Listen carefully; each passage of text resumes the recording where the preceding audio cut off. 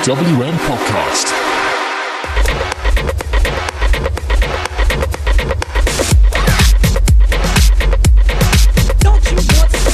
Ladies and gentlemen, before we rumble, let's have some smack talk, shall we? Welcome to your Saturday dose, talking about Friday Night Smack Talk here on TWM podcast. In case you don't know what that is, allow me to explain it to y'all.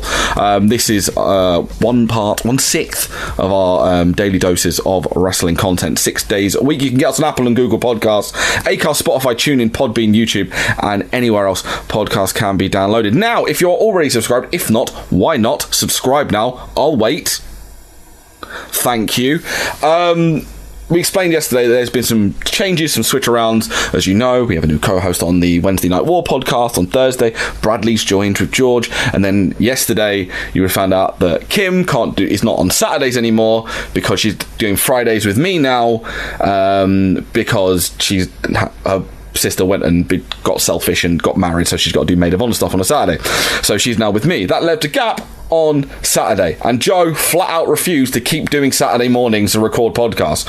So we've brought in someone new. We've brought in someone exciting. One of our many new signings to TWM Wrestling at the start of the year, and someone that I scouted out. I did all the stuff on that because I was like, podcast, my thing. I want to find someone to host Saturdays, and generally, she's fantastic. I've listened to some of her podcasts. She's done podcasts on Ring of Honor, WWE, all sorts of stuff on her own personal podcast and stuff, which I will give her ample time to plug at the end of the show. But she's the new host of Smack Talk, and for the next 3 weeks, she's going to be alongside me as we dissect Friday Night SmackDown, the TWM Multiverse. Please give a warm welcome to Tracy. Hello there. Hi. Hi, guys. Hello. Yes. So you're going to be, after basically what we've done here, I think we described it on WhatsApp between a bunch of us, basically as in someone's left, we've brought in a new person to work in our shitty shop, and I'm the manager having to show you around for the first few weeks so you know what to do and what not to break. But yeah. So this is so actually I might as well just leave it open to you. Kind of like introduce yourself, tell everyone like what you like about wrestling, where you're from, all that stuff. Kind of, yeah. So the floor is yours. Introduce yourself to all the people that listen to our podcast for some reason. This should be fun. All right, guys, what's up? My name is Miss Smiley. You probably know me on Twitter from. I talk a lot on Twitter. On my Twitter, Smiley Baby Blue. You probably know me from arguing with random, very angry white wrestling fans on Twitter. Hello, that's me. Hi, everyone. Not me. That's mostly where you know me from. I am from Chicago, Illinois. I now live in the beautiful town of Orlando, Florida, aka the home of NXT. Yes, I go to the shows. Yes, they are fun. I've been in wrestling since I was about 8 years old because I had a lot of brothers, and if you didn't get to the TV in time to grab said remote control, you would be watching wrestling because they would be sitting on the remote and you would try to get your remote from underneath the butt of a big, huge guy. Yeah, good luck with that. That is very, very hard. So I kind of just sat there and watched wrestling with them and watched them do Macho Man Randy Savage elbows on each other, watched them break stuff. It was fun. They got over it. I did it. Nice. They got over it after like a year. They're just like, all right, we're done with wrestling. Me? No. I kept watching and I fell off with it. But then, life happened and kind of, I'm not gonna lie, I fell off the wagon, all right? I kind of fell off when divas were still a thing and they were doing pillow fights. Like, I kind of had to, stop watching for a while. I was just like, all right, we're not going to have real women's wrestling. Why am I watching? But then, the 4 Horsewomen happened, and I was just like, ooh, what is this? It's shiny. It's brand new. And, there's actually women of color at my television. What is this? And that's when I fell in love with it again. It was amazing. No, I didn't go to the Orlando WrestleMania. I found out way too late, and I was so broke. WrestleMania is expensive, people. Yeah, you know that. I know. I love hearing American people moaning about how they can't go to WrestleMania when we're sitting over here in the UK, and it's a real struggle to do literally any of it. All my friends would be like, all my friends in the UK, by the way, guys, I love the UK. Like, I want to go to the UK. Like, I hear so much fantastic things. Look, guys, I live in America. If you didn't know that, I live in America. Our president is orange and racist. So I kind of want to come to the UK, see what it feels like. But you know that UK tourist that you guys probably hate. I'm sorry. But, like, literally, I just want to go and, like, stand and, like, meet the queen and all. Oh, the one thing, we had this before, we have a bunch of American people that have done podcasts, work with us and all that. Some of them have come over. Like, we have our writer Paige that came over for Fight Club Pro, and it was brilliant. It's just... that'll be the new goal now, because I feel like also we have this, obviously we're like, I need to know whether are we calling you name or kayfabe name. Like, are we going forward with Smiley going forward? Is that your official name? No one calls me my real name. No, we keep kayfabe. We're not going with shoot name. We're going with Smiley. All right, cool. I'll make sure, because that means we've got Smiley and we've got Schmitty, and I always get confused on calling him between his real name and Schmitty as well. Wow, we have a Schmitty. Yeah, We have oh my god, we have a Schmitty. Yeah, and that means we have the new goal, which is, of course, eventually we're going to have to Tracy. Well, Smiley will have to come to the UK, and we're going to have to show her British wrestling. Like, take her to a Brit Rest show. She needs to see Progress in person. One of those things. But I want to go to Progress so bad. Oh, by the way, guys, if you did not know, I am technically 14% British. If you guys didn't know, that's fine. That works. That works perfectly. The quota is fine. You didn't know that. we all like wrestling. You're from a country that's a dumpster fire. We're from a country that's a slightly smaller dumpster fire. It's all good. So yeah, this is going to be fun. I'm really excited for the Smiley era of Smack Talk coming up in a few weeks, but. Unfortunately, it's stuck with me for the next few weeks as well. But fine. That's totally fine. We are going to get right into it. Let's start off, and let's talk about last night's SmackDown, shall we? Oh, yeah, because, boy, was that fun. Half of that show was what? And the other half was, holy crap. Yeah. It really was. Like, I watched it first thing this morning because I was up till 2:30 covering the NWA pay-per-view from last night. Still quite tired. So I watched it the second I got up this morning. Yeah, there was some good bits. There were some interesting bits. There were some creamy centers. Some bits that shouldn't even happen, but like. Yeah, it's just one of the things. So let's start off. We'll talk about Daniel Bryan. Let's talk about the contract signing. We had a very weird contract signing where Bray Wyatt tried to fax the contract, and I've got my biggest talking point is, who sends a fucking fax in 2020? Hello? I have no idea. Especially when it broke. I'm like, who is sending a fax machine on that thing? Literally, he called customer service. I'm just like, oh my god. He's calling customer service like a Becky. This is great. It's just, I think I can just imagine someone writing there going, how could we get Bray Wyatt to do the contract signing, but he doesn't really want to be there? And Vince just goes, fax machines are modern. It's like, yes, Vince, yeah, totally A1. But instead, he goes, well, I'm not in this match. The Fiend is. So the Fiend arrives. He beats down Daniel Bryan and whips the piss out of him, and then signs the contract. I kind of really like seeing him get. I shouldn't have liked it, but I did. I was just like, he's using It was thing is, that could be taken several ways, but I'm not going to get into that. No, it's not that way. It's like a whole other way that I don't want to get into. I'm like, why is she talking about that? I'm just like that. There's several avenues that I'm going to breeze past. But like, yeah, no, it works. Like, it worked really well. It put over the fact, because me and Reese last week were talking about how, like, can anyone really name a good strap match in wrestling, and we struggled. I think we thought of one.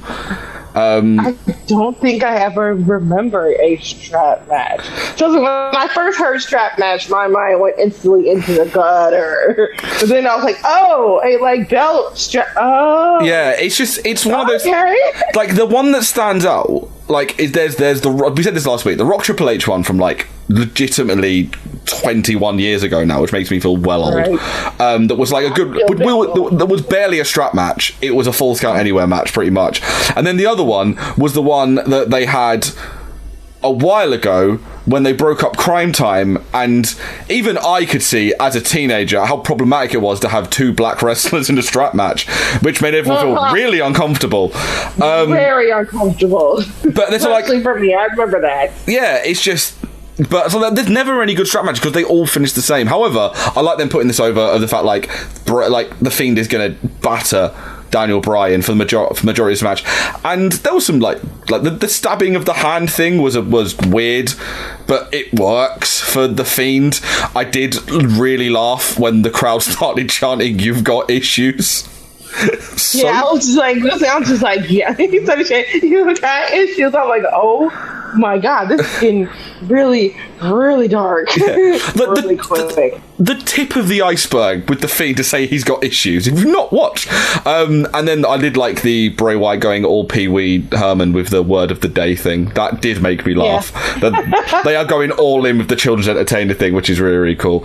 It was a decent segment. I did like the kind of being outside of this. You got to see Daniel Bryan's new merch, which is environmentally friendly. It's like one of them environmentally friendly Mandy t-shirts, which is really cool. I like that they're doing that. I know that. I know that. I don't exactly understand. I know I have a vegan t-shirt somewhere in my room. Like, I know that, but I don't know how it actually works, it being environmentally friendly. I think it might. I don't know. I remember buying the t-shirt and then reading the back of it. I didn't realize they bought it that it was like a vegan t-shirt. Like, it said, I'm like, keep it away from Matt Riddle because probably take it and smoke it with RBD somewhere. Yes, and we can say these things because it is publicly known. Yeah. Other big thing to really talk about if looking at SmackDown is one Lacey Evans.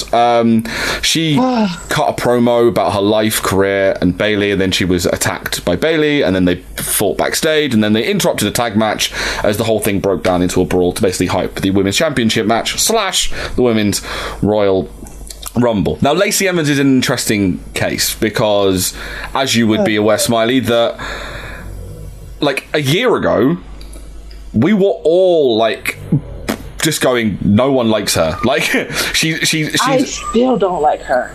I can't get into her. Like okay, this is gonna sound very uncomfortable, but I really don't care. I like to push it.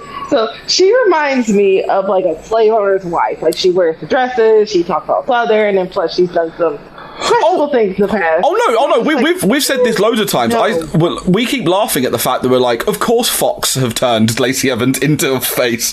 That makes perfect sense. That Fox of all companies have made Lacey Evans a face. And yes, she has done a bunch of problematic stuff.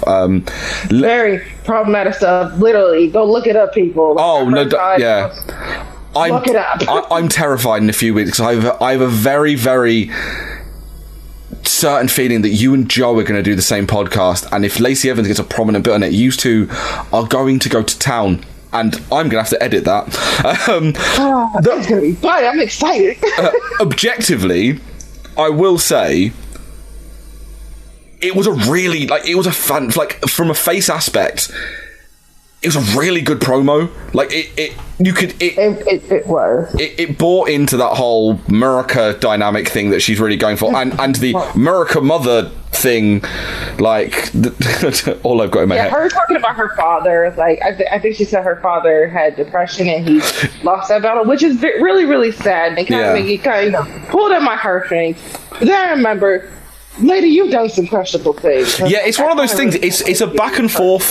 It's a back and forth with Lacey Evans because I think we have discussed it on the podcast, like some of the things that she's done in regards to possibly also costumes she's put her daughter in that a lot of people didn't really like. Also, unseasoned food. We'll never forgive her for that. Joe refuses. No. I'm never forgiving her for not putting seasoning on her. Yeah, lady, you're from the South. Yeah, Joe won't ever let any of us fully get behind Lacey Evans because he's like, did you not remember the tweet. Remember that tweet. But at the same time, she has had the kind of the really, really difficult upbringing, kind of the come up from that. So you can see why they made her a face. And she played on that, and it was really, really good. Like, she's doing so well at what they've given her. They've gone, you need to be the face because you are. And again, every time I think of like the America, like blonde white female, in my head, all I just get is anti-vac over and over in my head, just for, like, one of those things. And she's playing it well. And also, I will never not find it amusing when a wrestler uses a shoe as a weapon. So I did enjoy her taking off a shoe and just battering Bayley. But on the flip side, Bayley, I've just got, because I do not buy the Bayley and Sasha Banks thing. I'm not into it. I don't buy Bayley as a heel. Like, every time Bayley comes out, she looks like uncomfortable. It's like she's not comfortable being a heel. She wants to be bouncing around, happy, hug. That's all she knows. She literally did an interview back in the day, and she literally said, I will never turn heel. Ever. And look at us now. It's 2020. She's a heel. They started off well with it, with the whole the mass murder of the Bayley buddies. Like, all that stuff was really good. And so happy I screamed. I was like, yes! That was really, really good. It made children cry. It works. And it's great. But then they've kind of just diluted her back as I am generic heel wrestler number 42, rather than I would rather her be. She should just be constant. She should be like. She should be less of a. I think they're trying to make it almost a bit like a Baron Corbin-y, like, rough, tough heel. She needs to be more like Kevin Owens. She needs to be mouthy and arrogant, but they're making her serious, and it does not play to her strengths at all. It really doesn't. Like, have you seen her come out? She just looks uncomfortable. Even her makeup is a mess. Like, literally, her eyeliner's going down to her nose, and I'm just like, oh, I know you're supposed to be a heel, but, like, no.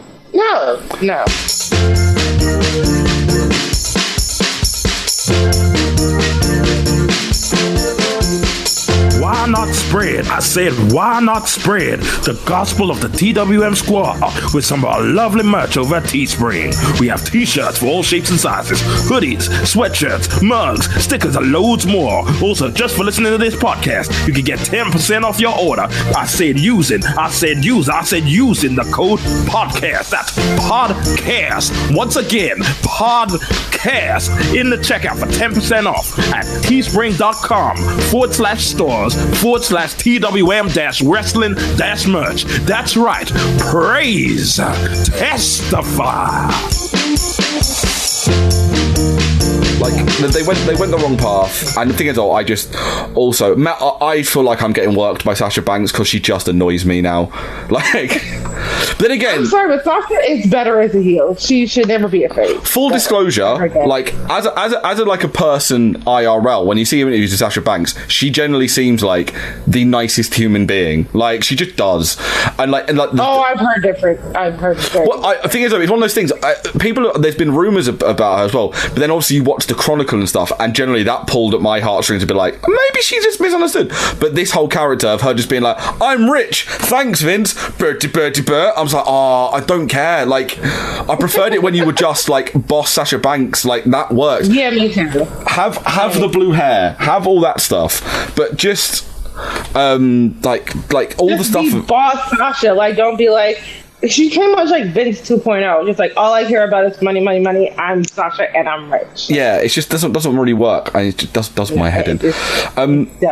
We had it last week where the Fox seemed to be obsessed with just leaving up the NFC Championship game logo for about 20 years. They messed up this time. I don't know who's doing production, but they're drunk because they were meant to do a picture-in-picture. It was just like, it was up, down, up, down. Oh, yeah. It was up for 5 minutes down. Just like, in the production process, pressing the button, not holding it down. I'm just like, Kevin Dunn, are you not doing your job again? Are you drunk? What is wrong with you? Just literally, you had the two things. You had like the same picture there, sitting for 5 minutes. They eventually then did like a thing segue to go into the picture.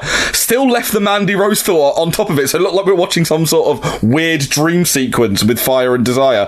Eventually they got it right, but in the production truck, just drunk. He is drunk. He is distracted by other things, I don't know, but Also, we got a women's tag match that lasted 20 seconds. What is this? 2012? What's going on here? Do not get me started on women's wrestling right now. It's just, it's so okay.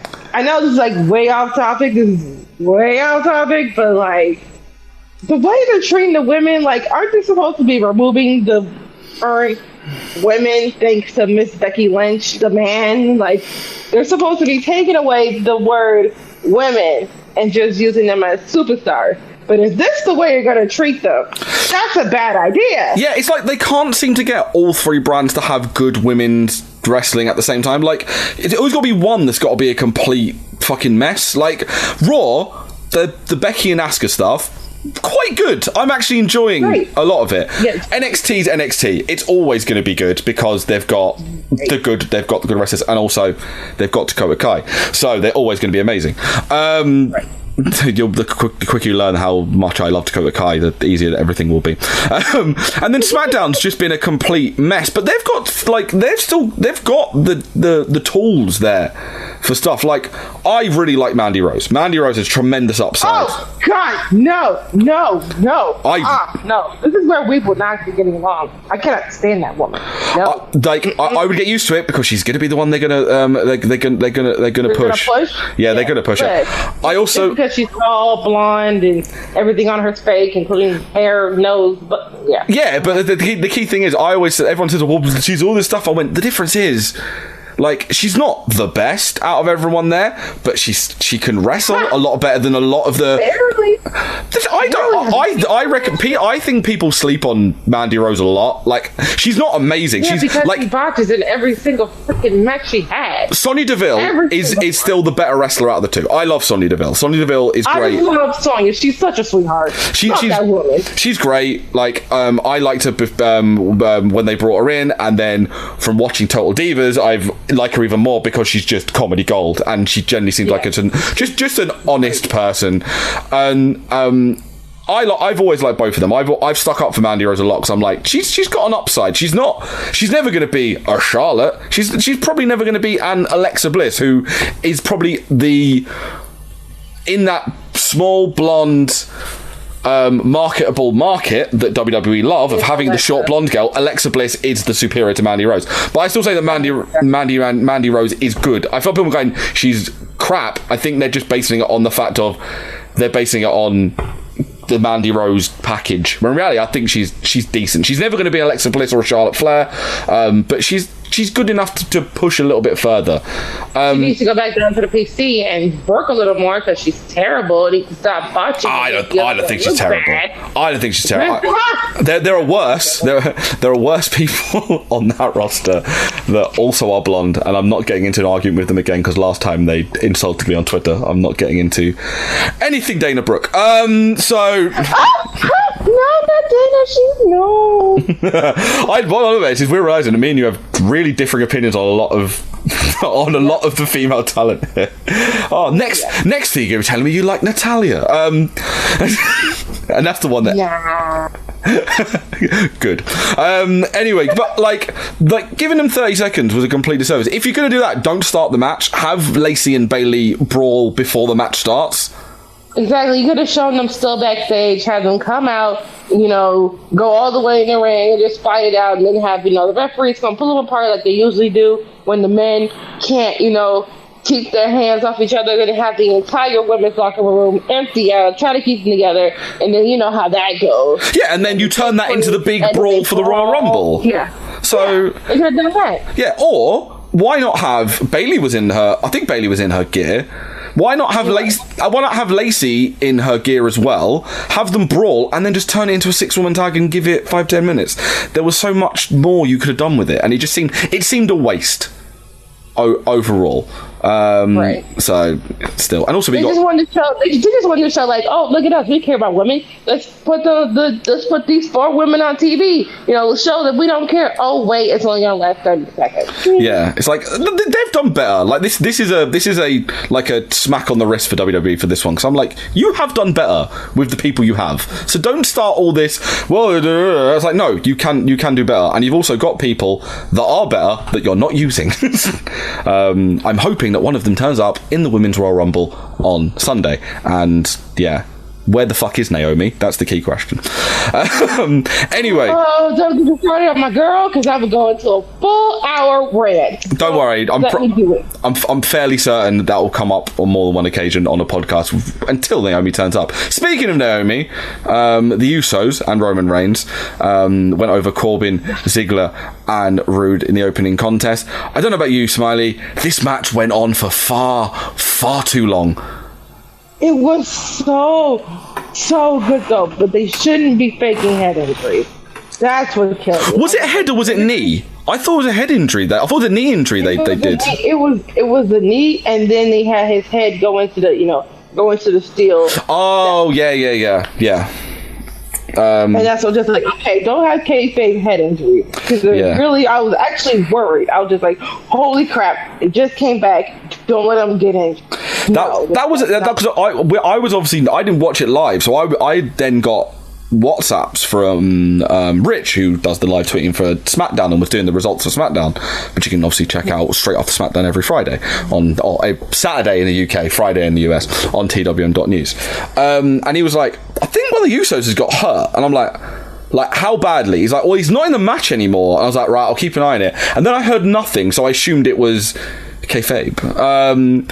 But yeah, like I did see the Ziggler, like the zigzag on the stairs, and that looked like a nasty spot. It was safe because from what I'd seen looking at it, he took it on his. It looked like he smacked his head, but he took it on his shoulders. So it was like, it's Ziggler. The man has never ever been unsafe unto anyone but himself, unfortunately.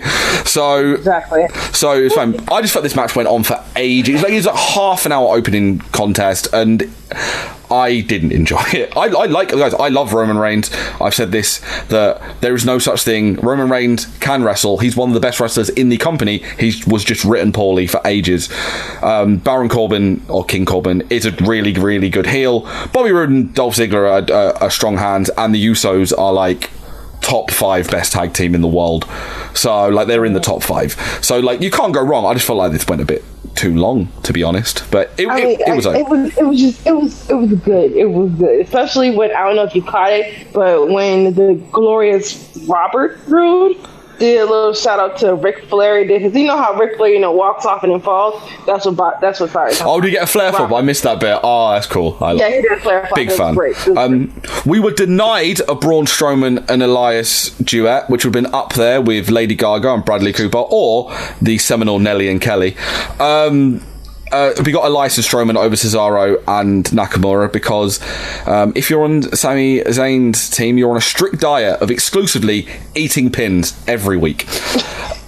I feel like it's just like, am I the only one who doesn't want to see Braun Strowman as IC champion? No, I want it. I'm like, because you know why? 3 years in a row now, they've got to WrestleMania and WWE have gone, shit, we've booked nothing for Braun Strowman. Crap, what do we do? Give him a child.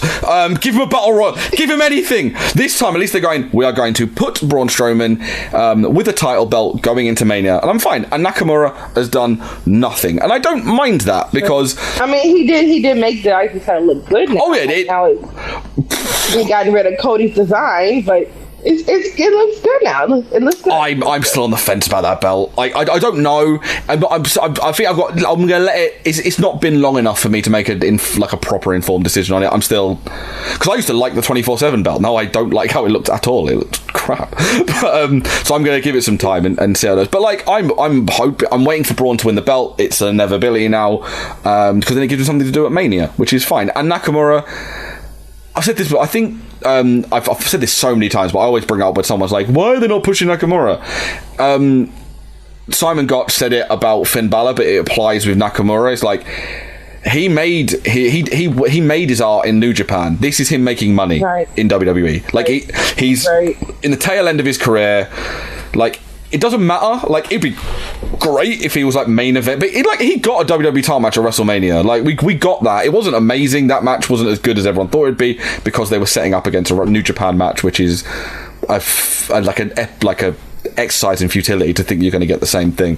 But he's fine. He's on TV. He's won loads of titles. It's okay. Like, Cesaro I'm more annoyed about because they seem to keep rebadging him constantly. and then just leaving him there. Like, we've given you a new thing. Now stand over there. Stand there. Don't do anything. Stand in the corner. Yeah. And just, do the whole arm Cesaro thing. Yeah, that's all you got to do. We saw Big E, who was well lubricated. Whoever has that job of making sure he's lubricated, I want that job.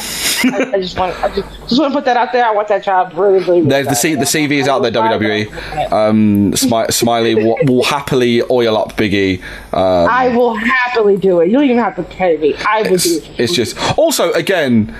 Someone like I love the New Day pod. It's so funny, and you now get the feeling that someone at SmackDown just walks up to Big E with what they've got planned. Big E looks at them and they just go, just do what you want in the promo, Big E.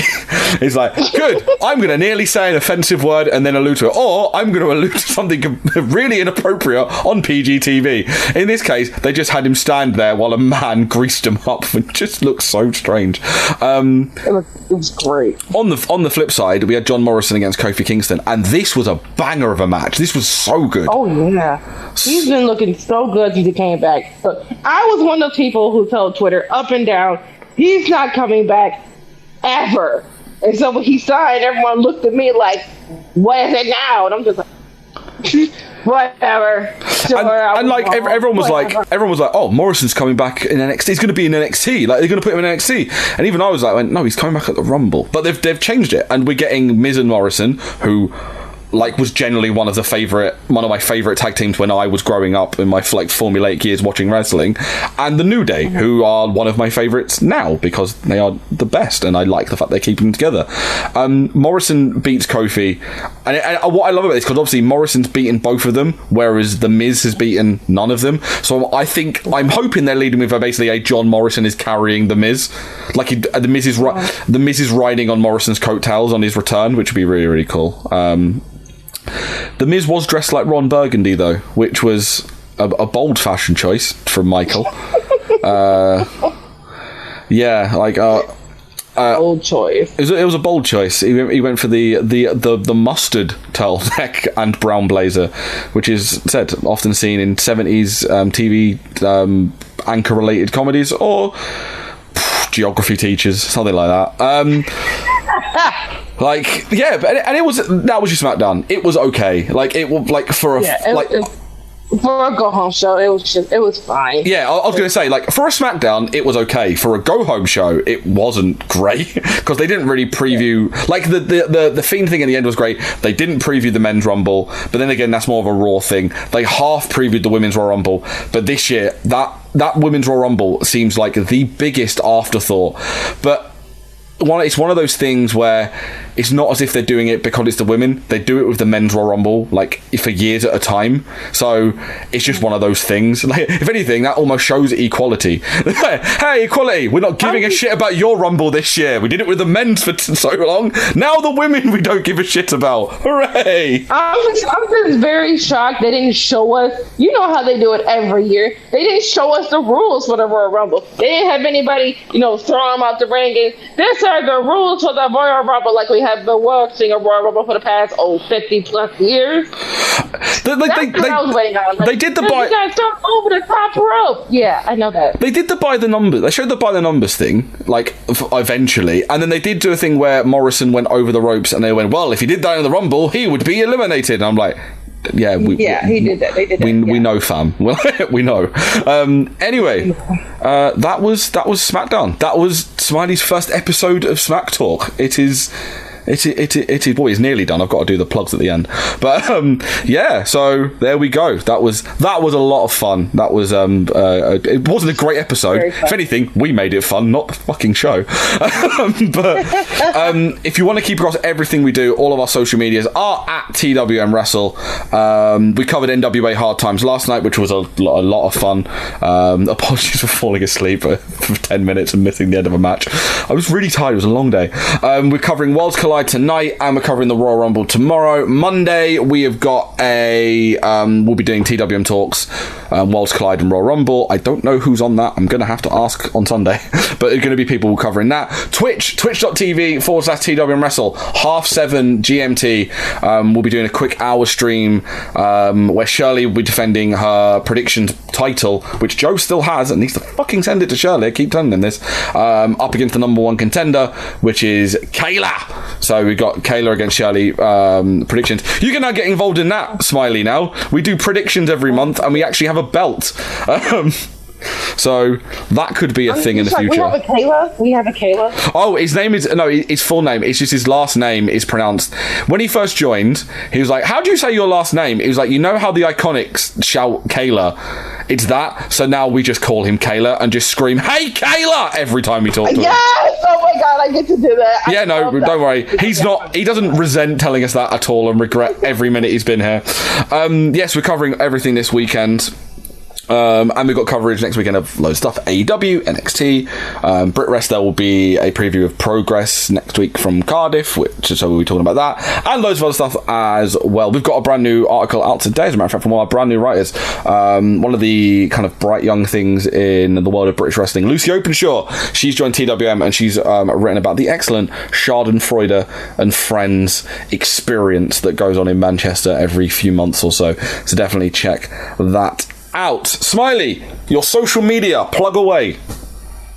My social media, you can find me on Twitter every day. I'm on Twitter right now. Smiley Baby Boo. That's Smiley BABI Boo. You can find me on Instagram as Ms. Smiley 314. That's MZ Smiley 314. I don't put out my Facebook if people are creeps. Trust me, I've had Twitter creeps find my Facebook and add me, so I'm just like, no more of that. So you can just catch me on Instagram, mostly Twitter. So you can find me ranting. I'll be talking about Worlds Collide tonight. I hopefully be live streaming during the Royal Rumble. Hopefully, if this laptop wants to work, but if that doesn't work, I'll be using my iPad for the entire thing. You can watch me react for the entire show, and hopefully don't fall asleep, because we have 3 days of wrestling. Worlds Collide tonight, Royal Rumble tomorrow, Monday Night Raw Monday. Like, it's a lot of wrestling.